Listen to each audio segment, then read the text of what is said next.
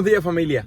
Vamos a hablar de lo que acaba de publicar Barron's acerca de las 3 últimas correcciones de precios que hemos tenido en las últimas décadas de los precios de las casas y por qué hay alguna semejanza con la situación actual, y entonces se analiza cuánto ha subido el precio de las propiedades en los últimos años y por lo tanto qué puede pasar.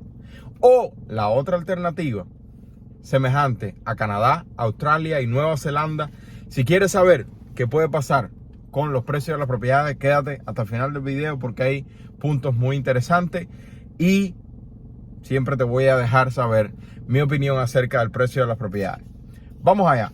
Dice, la caída no será como la crisis inmobiliaria del 2008. Lecciones aprendidas en cuanto a los precios de las propiedades aumentando 42% en los últimos 2 años, muy semejante a lo que sucedió en el aumento del 2006.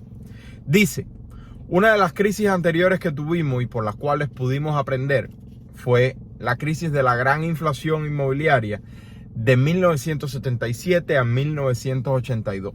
Para los que no recuerdan, en 1971, el presidente Nixon quitó el respaldo del oro al dólar, haciendo que internacionalmente se disparara una gran inflación. Y dice que el precio de las propiedades en los primeros 3 años, o sea, de 1977 a 1980, subió 18%. Y que luego, en los próximos 10 años, bajó 10%. Para finales de 1982 los intereses se habían multiplicado. Por eso es que yo les digo todo el tiempo que debemos estar pendientes de lo que sucede con la inflación, porque eso nos va a decir una actitud de la Reserva Federal y por lo tanto lo que suceda con los intereses y entonces la influencia que tienen en el precio, teniendo en cuenta el pago mensual. Primero subió 18% en los 3 primeros años, del 77 al 80, y del 80 al 82 bajó 10% por el aumento de los intereses. Dice que las transacciones terminaron cayendo más de 50%. Si recuerdas, la semana pasada, 6 asociaciones del país compartieron lo que había sucedido con las ventas y han caído 32.4%. Esta semana la Asociación Nacional de Realtor hace la declaración del mes de julio. Vamos a ver qué tal. Pero en este tiempo que dice de alrededor del 82, cayeron las transacciones 50%. En 1982 el precio estaba donde comenzó en 1977. Sin embargo, el pago mensual era mucho más alto por el aumento de los intereses. Y el que compró con intereses fijos en todos esos años en que iba en aumento, no tuvo problema. Las propiedades de bienes raíces son una protección contra la inflación, haciendo que todo el que compró en la década de 1970 fuera uno de los ganadores principales de la crisis de la inflación. ¿Qué dicen? En esa época, los baby boomers estaban en su etapa de compra de propiedades más grande de la historia, porque ya estaban en esa etapa de alrededor de los principios de 30 años, donde el comprador de residencia primaria está llegando a su auge. Y dice que en este momento es la generación de los millennials, nosotros, los nacidos a finales del 80, a principios del 90 más o menos, los millennials estamos entrando en esa etapa, haciendo que continúe habiendo más auge. Dice que esto puede significar el mismo problema de demanda. Pero dice que debemos fijarnos en la inflación porque la inflación va a dictar lo que suceda con los intereses y por lo tanto el fin del boom, como sucedió en el 80. Dice que eso puede suceder ahora y por lo tanto tenemos que mirar la inflación. Lo que yo llevo diciéndoles hace mucho tiempo. La próxima crisis de 1985 a 1953, la crisis de los savings and loans, la burbuja de los savings and loans. Eso fue una crisis del sistema financiero de los Estados Unidos, donde comenzó la corrupción, se bajaron los estándares y se respaldaron muchos préstamos y muchas de estas cuentas con dinero de quién, de nosotros los que pagamos impuestos. Bueno, yo no, en ese momento yo no estaba pagando impuestos, no estaba aquí, pero fue una corrupción del sistema. ¿Y qué sucedió mediante esa burbuja? Que durante los primeros 4 años, del 85 al 89, los precios de las propiedades aumentaron 21%. Para en los próximos 4 años caer 13% con el aumento de los intereses. Dice que de 1993 a 1986 el precio fue el mismo. Sin embargo, el pago mensual continuó aumentando. Familia, nosotros compramos en el 99% de los casos la primera propiedad con financiamiento. El precio es importantísimo, pero no es lo único que importa. Es el pago mensual, la relación entre ingreso, interés y precio. Esos 3 elementos tienen que verse juntos. El pago mensual, si el pago mensual baja, el precio de la propiedad sube y entonces tú te quedas esperando 5 años más en los Estados Unidos para comprar una propiedad. Es así de sencillo. Pago mensual, pago mensual, pago mensual. La próxima crisis, y la que la mayoría de nosotros conocemos como la gran crisis inmobiliaria, que lo fue, la burbuja inmobiliaria de la gran recesión. Y de hecho, ellos toman un periodo de tiempo desde 1997 hasta el 2012. Dice que en los primeros 9 años hubo un aumento de 76% del precio de la propiedad promedio. Del 97 al 2006, un aumento de 76%.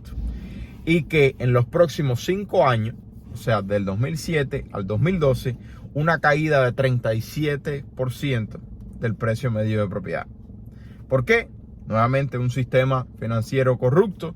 Se creó una burbuja alrededor del mercado inmobiliario. En este caso, la crisis del 2008 fue específicamente una crisis del mercado inmobiliario, un sistema financiero totalmente corrupto que permitió la especulación en la compra de propiedades, pero el detonante real de esta crisis fue que esa especulación llegó a un nivel tan alto que el consumidor comenzó a comprar con préstamos muy especulativos, con intereses variables, porque de aquí a que mi interés cambie en 2 años, ya la propiedad vale mucho más y por lo tanto yo hago una refinanciación o la vendo y saco dinero. Lo que no calcularon es un cambio en el mercado y por lo tanto cuando ese cambio de interés llegó, que las personas no podían pagar, se dio ¿qué cosa? Lo que yo te digo todo el tiempo, que tú tienes que tomarte la tarea de buscar. ¿Qué cosa? Un vendedor motivado. ¿Qué sucedió en el 2008? Cuando todos esos préstamos se reactivaron y el pago mensual se multiplicó por el aumento de las tasas hipotecarias, salieron de forma masiva vendedores motivados que tenían que vender obligatoriamente porque el pago mensual había aumentado tanto con el reinicio de las tasas hipotecarias que muchas personas no podían pagar. Y eso, al crear una ola masiva de personas que no podían pagar, puso el precio de las propiedades cada vez más bajo, haciendo que no solamente hubieran vendedores motivados, sino que el vendedor que realmente podía pagar la hipoteca dijera: espera un momentico, la casa que está al lado mío, si la compro ahora, tiene un pago mensual más bajo que el pago mensual que tengo yo ahora mismo en la mía. Déjame dejar de pagar esta y brincar para la otra. En este momento, si tú quieres comprar, tienes un pago mensual más alto que el anterior. Y solamente el 3% de las hipotecas dadas del 2022, enero del 2022 para atrás, solamente el 3% son con tasas ajustables a 5 años, no a 2, a 5 años. Pero además de eso, de 3% al 36%, que es una de las cifras más bajas que dan las diferentes fuentes, 36% de las hipotecas otorgadas del 2004 al 2007 más o menos fueron con interés variable. O sea, es un mercado totalmente diferente, haciendo que el vendedor motivado en este momento venga en proporciones mucho más pequeñas, ya que los reinicios de tasas hipotecarias no son abundantes. Sin embargo, Vamos a hablar de la última situación en la que estamos. La burbuja pandémica. Este artículo la sitúa desde el 2012 hasta el 2020 y punto de interrogación, porque no se sabe cuándo va a terminar la caída de los precios de las propiedades que tú estás buscando. Y quiero aclarar algo. Yo soy amante de los bienes raíces y de las propiedades de renta. Yo estoy loco por comprar propiedades baratas. Con todos los inversores que yo comparto y de todas las personas que aprendo, si hay algo que a mí me llama la atención es cuando me dicen los precios de las propiedades que han comprado en los últimos años. Me dan ganas de llorar porque esos precios ya no existen. Y a mí me encantaría volver a comprar con esos precios. Pero como yo no sé cuándo eso vaya a suceder, yo trato de comprar de la mejor manera posible con las condiciones actuales. Pero vamos a ver qué es lo que dice de esta crisis. La burbuja pandémica. En los últimos 10 años, del 2012 al 2022, el precio medio de propiedad ha aumentado 79 años. Mucho más alto de lo que sucedió del 97 al 2006, que fue de 76%.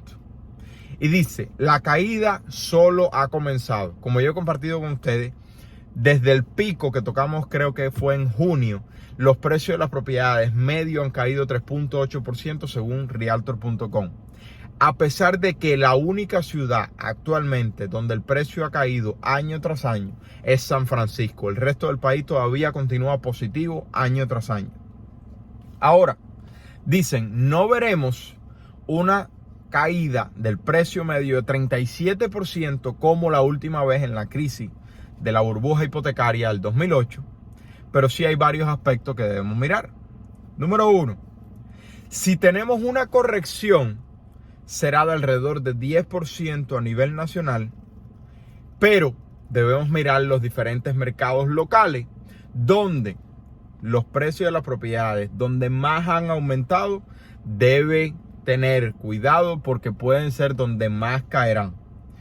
Y dicen, aún tendremos un pago mensual muy elevado porque esta caída del precio va a estar directamente relacionada con lo que suceda con la inflación, la política de la Reserva Federal y los intereses hipotecarios. O sea, la demanda por propiedades continúa siendo una locura. La oferta de propiedades, el inventario de propiedades continúa siendo muy baja. ¿Qué es lo que ha sucedido? ¿Cuál ha sido el cambio desde el mes de abril? Que las tasas hipotecarias han aumentado por la política de la Reserva Federal para frenar la inflación. Así de sencillo. Y ese aumento de las tasas hipotecarias ha eliminado 18 millones de compradores del mercado. Además de eso, le ha puesto mucho temor a otros millones de compradores, haciendo que el aumento del pago mensual ponga presión en el precio de las propiedades. Y por eso que yo les digo que lo más importante que debemos observar ahora, no solamente para el precio de las propiedades, sino para la economía en general, sea la inflación. Y el aspecto número 2, la otra alternativa, dice, si no tenemos una corrección, el riesgo será tener un mercado inmobiliario como el de Canadá, Australia y Nueva Zelanda, donde los precios continuaron separándose de su fundamento y han continuado subiendo extremadamente increíble. La pregunta entonces es, ¿qué sucederá? Absolutamente nadie lo sabe. Y por lo tanto, aquí va mi sugerencia. No escuches más esas noticias de, mira, el precio ha subido mucho, ya tiene que bajar, que te han estado vendiendo por años de que llevas en los Estados Unidos y te han mantenido fuera, no comprando ni una ni múltiples propiedades de renta. Y aquí está mi sugerencia. Enfócate en tu situación financiera, que esta es mi pasión, las finanzas personales. ¿Y qué tienes que hacer para comprar en cualquier mercado de la manera correcta? Y por favor, compra con intereses fijos, no compre con intereses variables.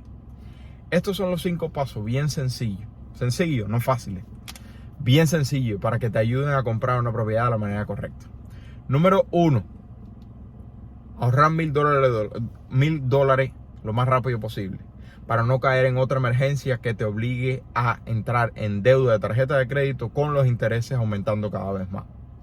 Número 2, pagar todas tus deudas con el método de bola de nieve, que es el mejor método de todos, comprobado. Número 3, ahorrar un fondo de emergencia de 3 a 6 meses, sobre todo con esta situación económica que vamos a estar viviendo en los próximos meses y años, donde vamos a tener desafíos en el mercado laboral, a pesar de que todavía no se han visto, porque cada vez hay más y más y más empleo. Número 4, una vez que ya tengas el fondo de emergencia vas a poder dormir mucho mejor. No te garantizo que te salga pelo, porque a mí no me salió, pero vas a dormir mucho mejor. Número 4, abrir tu cuenta de retiro Roth IRA. Es uno de los métodos más sencillos de crear riqueza a largo plazo. Y vas a tener muchos beneficios de impuestos a la hora de retiro.